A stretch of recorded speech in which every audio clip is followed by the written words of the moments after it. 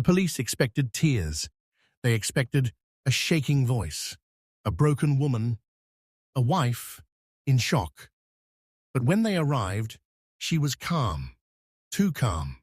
Her husband had just been found dead in their home, and yet she was already dressed, already composed, already answering questions like she had rehearsed them. She said she had been asleep. She said she heard nothing. She said she woke up alone. At first, nothing seemed unusual, until investigators checked her phone. Less than 30 minutes after her husband's death was estimated, she had made a call. Not to family, not to emergency services, to a real estate agent. Later that same day, she went to work.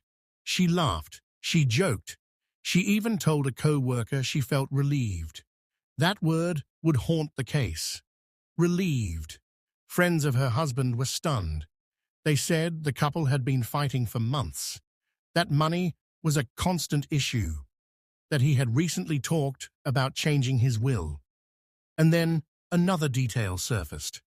The security camera in their home had been manually disabled. Not broken, not malfunctioning. Turned off. When police asked her about it, she said she didn't know how it happened. But the system logs told a different story. It had been shut down using her phone. As investigators dug deeper, they found she had searched something online days before his death. How long does it take for someone to die in their sleep? Does poison leave a smell?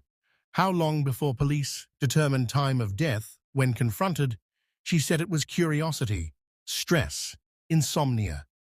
But then came the bank records. A large transfer had been scheduled. One that would only go through if her husband was no longer alive. And suddenly, the calm made sense. This wasn't shock. It was preparation. The case exploded online. People argued whether grief could really look like this. But detectives weren't focused on emotions. They were focused on timing. Every action she took after his death pointed forward, not backward, not loss, not mourning, but planning. And when the autopsy results finally came in, the room went silent. Because his death wasn't natural, and the woman who claimed she heard nothing in the night had been awake